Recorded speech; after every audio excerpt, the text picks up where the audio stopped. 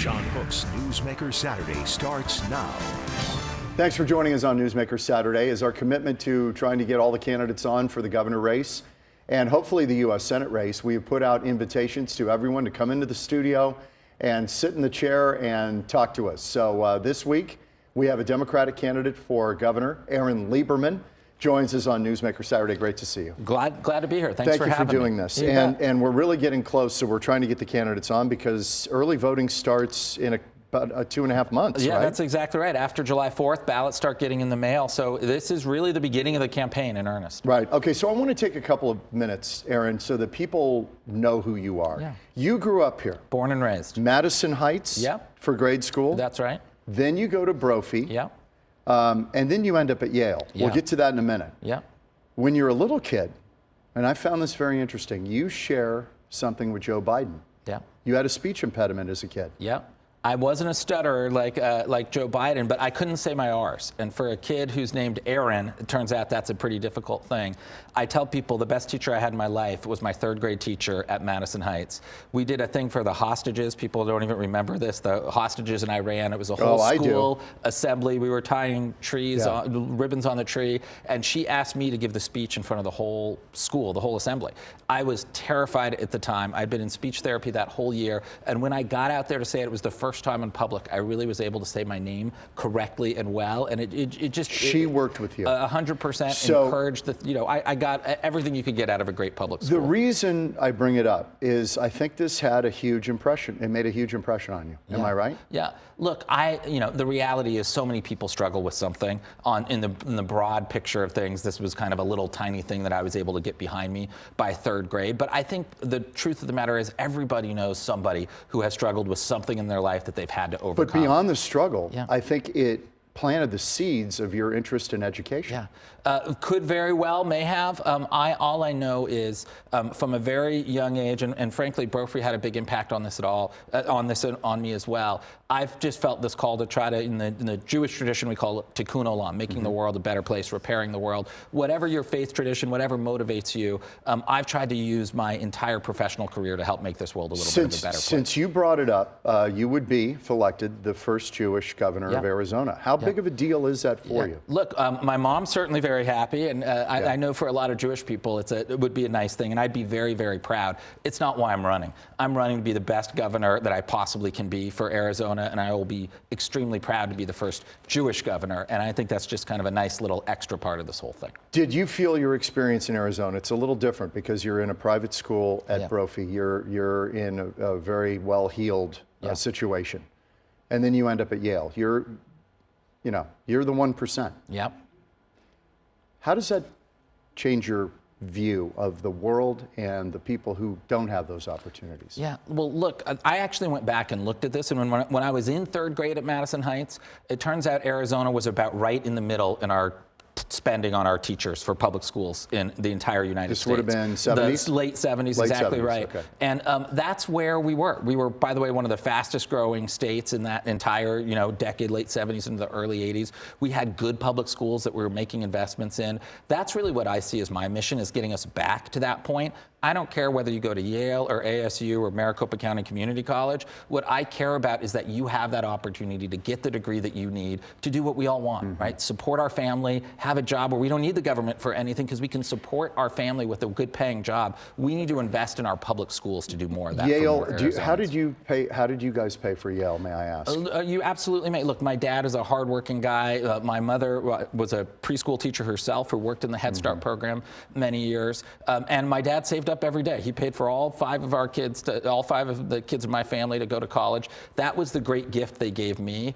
I recognize not everybody has that. Sure. In fact, one of the reasons I was able to do what I was able to do after college is because I didn't have to worry about student debt and paying things back. But there's one tradition which is important in our family, which is that, day after college, you are on your own. You're out there in the world, making it all by Sink or yourself. swim. That's right. Okay. Well, and I think that's what most parents want. Now, you founded Jumpstart. Yeah. Tell me about Jumpstart, just quickly. Sure.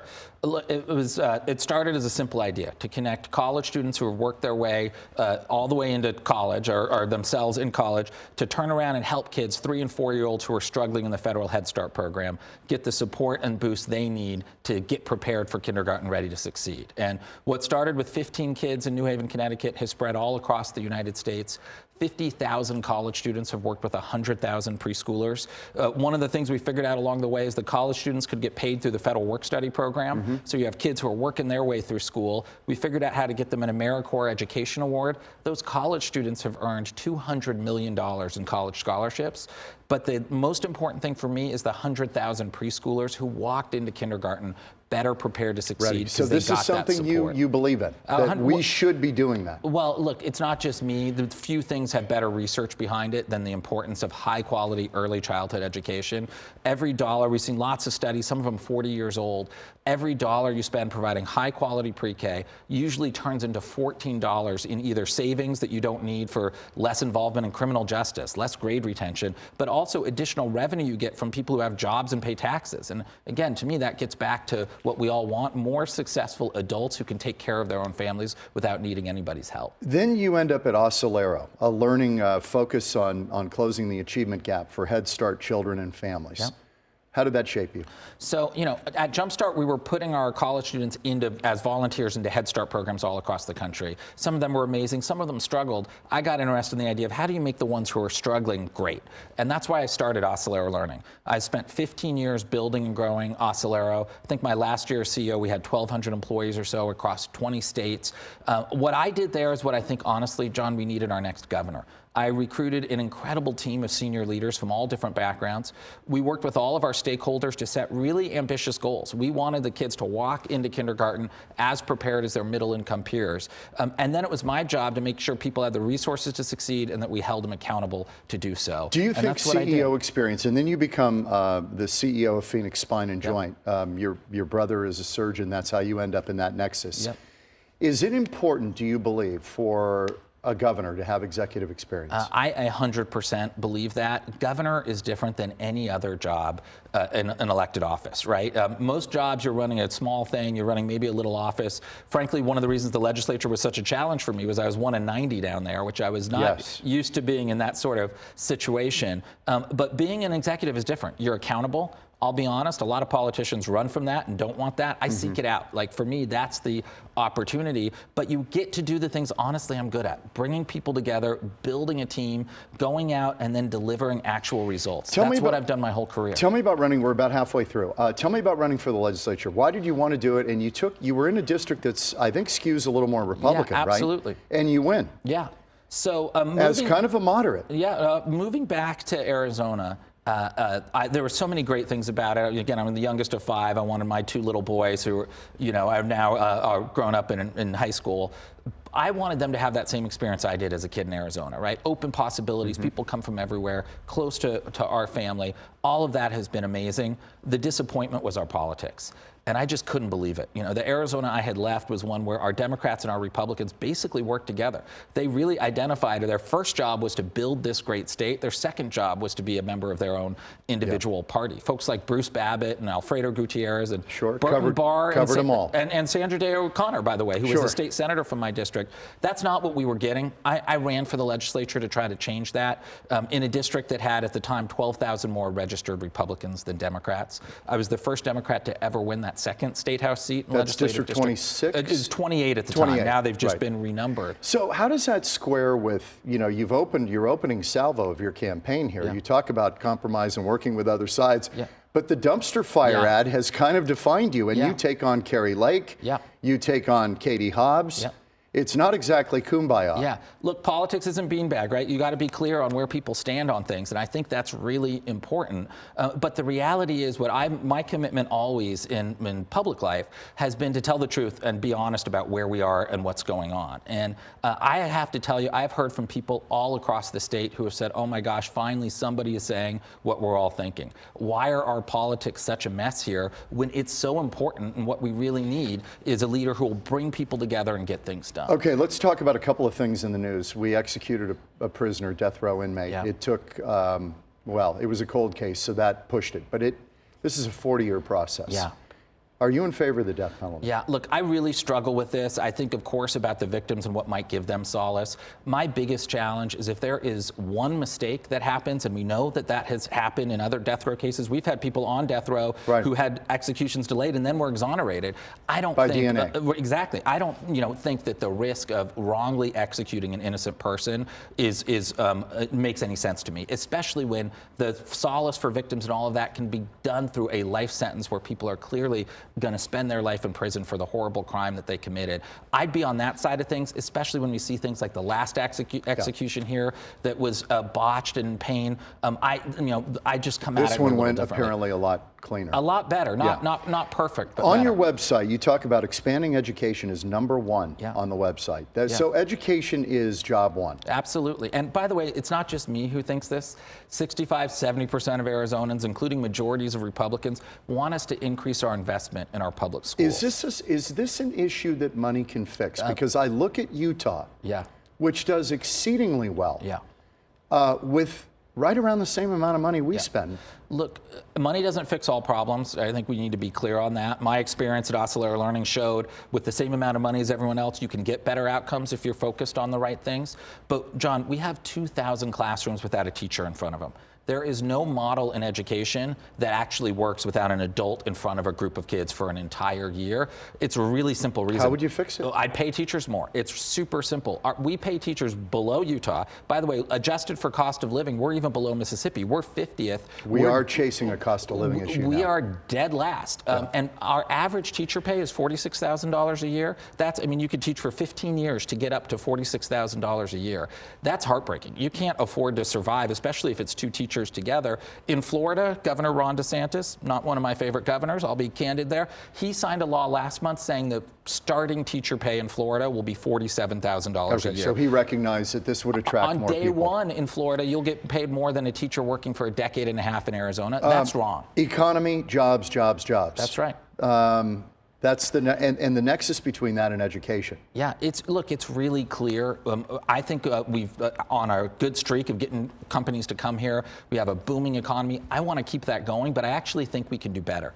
If you talk to the folks at Greater Phoenix Economic Council, the people on the front lines of recruiting new companies to come to Arizona, the #1 reason we lose out on relocations is because we don't have the workforce these companies need. We don't have the folks with the degrees for the jobs today. By the way, we have 100,000 IT jobs today with nobody to fill them in Arizona, according to the Tech Council. Just think about that right now. If we had a K-12 system and a higher ed system that was producing more people for the jobs that people need, our economy would be even booming more. Do you think we should do this? The governor's been pretty clear, the current governor, lowering taxes, trying to get maybe phasing out taxes altogether to compete with the Texas, the Floridas, the places that don't have an income tax. What do you think? Look, I think we've had a really competitive top tax rate, and the evidence is in everybody coming here. I represented the highest income zip code in the state, 85253, the town of Paradise Valley. No one ever once complained to me when their top rate was at 4.5%. I never got a single complaint about how high their state income taxes are. I got a lot of complaints about what's going on in our schools, why are the class sizes so big, what can we do to help strengthen and fix our schools. The reality is, and I like to be clear on this, I don't think we need to raise your taxes. I'm a Democrat who will say something that most Democrats won't. I don't think we need to raise your taxes. What I think we need to do is stop cutting our state revenue and start investing the surpluses we're generating today in things that will help more Arizonans succeed. Okay, a couple more things. You talk a lot about renewable energy. Right now in Arizona, last count, I think we get 11% of our energy from wind and solar. It's not enough to power us. Would you favor trying to get more potentially nuclear power? It's expensive, but it is green. Look, I think Palo Verde has been a real positive for Arizona, just to be clear, in terms of the not putting more carbon into the air and producing a lot of power. We have 300 days of sun. If there's ever a place where we should have tons of not just rooftop solar, utility grade solar, all of those things, it should be Arizona. We've announced a plan, 45% of our carbon gets in the air from electrical generation in Arizona, 45% of it gets in the air from our cars. We've announced a plan for a home tax credit for charging stations for EVs. In the 8 years that I'm governor, with a governor who's leading on this issue, I think we could lead the country in terms of green energy jobs and dramatically reduce the carbon we're putting into the air. Quickly, we got 15 seconds. Water. Do you like what Governor Ducey has done, Yeah. looking toward desalination in the Gulf? We need all of the above. We need augmentation. We need better ability for our rural counties to manage the water supplies that they do have. We need to explore every last option. We've made more progress under Democratic governors over the last 50 years than anyone else because we're willing to get people in a room, force a compromise, and then make sure that people are accountable You're for the at results. 6% in the polls. Do you think you really do have a viable path? 100%. This is day one of the election, right? We just started running this ad. It's the very beginning of paid communications. I can tell you right now, a lot of people are watching TV, John. A lot of people, Well, I don't have to tell you. People see it. It's really resonating and connecting with people, and we're just getting started on this campaign. I appreciate you coming on the program. Right back I at really you. do. Thanks for having Aaron me. Lieberman, Democratic candidate for governor of Arizona. We're back in a minute on Newsmaker Saturday. And by the way, we're going to be speaking to the Customs and Border Protection Yuma Sector Chief, Chris Clem, coming up next on Newsmaker Saturday. Thank you. Appreciate it.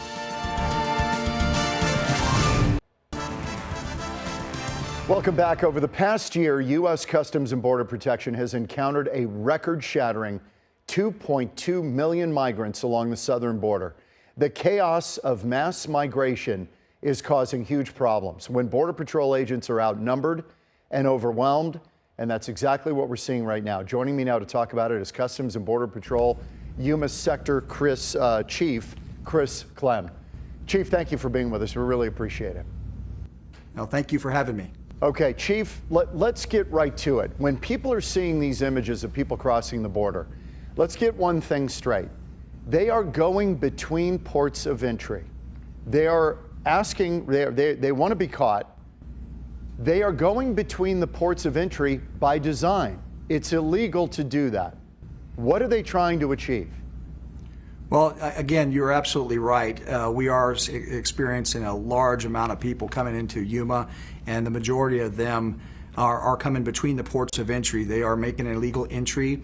Many of them are not evading us, and they are being processed and placed into removal proceedings. And at that point, you know, they go through the immigration continuum, and oftentimes that the capacity for detention is limited, and they're looking for some kind of immigration relief. Okay, so they are not claiming asylum. They're coming between ports of entry, claiming credible fear, and then they end up in a deportation proceeding that may be 3 years away, right? Yes, you're correct. So everybody that Border Patrol apprehends between the ports of entry is placed in a removal proceeding. And part of the removal proceedings, we ask them if they have fear or credible fear of return to their home country. And if that is answered in the affirmative, they're placed into removal proceedings with a credible fear screening. And one of the things that they can use as a defense to sustain credible fear is claim asylum. And so that's what we're hearing when we hear asylum seekers, but what we're encountering are people that are making illegal entries. Is this, they're gaming the system, basically, right? Well, the system is overwhelmed. I mean, we are still operating under 1986 and 1990 immigration system. And so this is one of the things that we need to make sure that we're addressing is some kind of comprehensive immigration reform that's addressing the irregular and illegal migration flow that's been occurring over the last several years. I think that's critical, and one of the things when we talk about legislative reform is address what's happening to us today. That will certainly, you know, aid Border Patrol agents in doing their primary mission of border security, which is really what we need to be doing, and not focusing on the immigration flow, but back to business, back to securing the border and keeping the American citizens safe. Chief, Title 42 is going to end in a little more than a week. Title 42 was a pretext of COVID to keep people from coming in. The Trump administration was keeping people back, saying, well, we've got a COVID fear here. You've got to stay out until we get this worked out. That's going through the courts right now, but it looks like it's going to end in a few days. Here's the question. When that happens, let's go back to the Obama administration. Back in the Obama administration, they said that if we were getting 1,000 people a day on the border, that was a crisis. Right now, we're at 3,000. And when Title 42 ends, we're looking at 18,000 a day. If 1,000 was a crisis 6, 7 years ago, I don't know what 18,000 looks like. No, you're right, and this is one of the things that we've been planning on for several months. As a law enforcement agency, we are always contingency planning, and one of these things that we've been looking at is what do those numbers look like, and we have been doing things over the last year and a half and really the last few months anticipating an end to Title 42 by expanding our processing capabilities, surging more resources down here, especially in Yuma. And then, working with our state and local and federal partners, as well as our nonprofits, non-government organizations, to be able to handle a flow that was to come in here. And so, these are the things that we're working on. Our agents are adapted to this. It's not where we want to be doing, but it's what we're up against, and we're doing a great job of addressing it. Currently, the numbers, they're high. They definitely are high. We are. Our official numbers through March put us close to 150,000, and we've been averaging close to 1,000 apprehensions a day. So we are busy, we remain busy, but we are prepared and ready to adjust and adapt as necessary should there be an increase to some of those numbers that you mentioned, those national estimates. Again, the 9,000 to 18,000, those are national estimates of what could happen when or should Title 42 go away. Okay, so it seems to me the cartels are flooding the zone. They know that you're overwhelmed. You guys don't have the manpower to handle that. It's just a fact.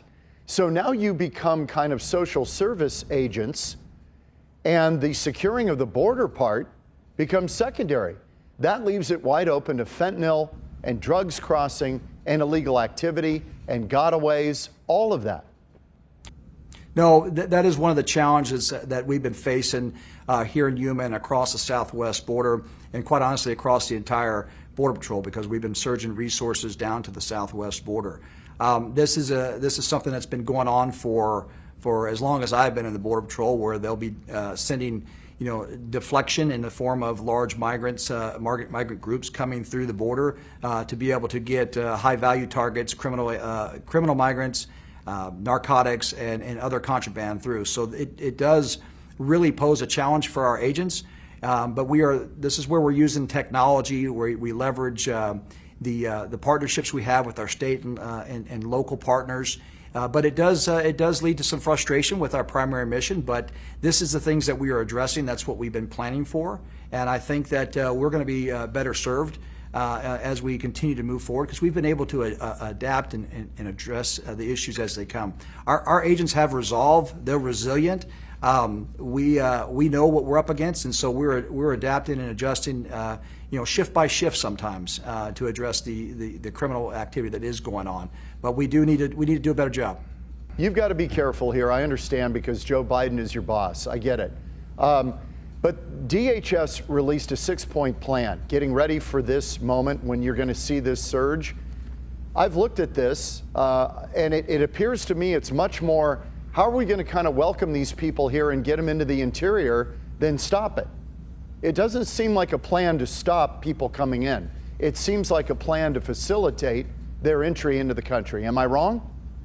Well, the thing we're focusing on, and specifically what I'm focusing on as the chief, is how quickly can I get my Border Patrol agents back to the border to focus on that border security mission.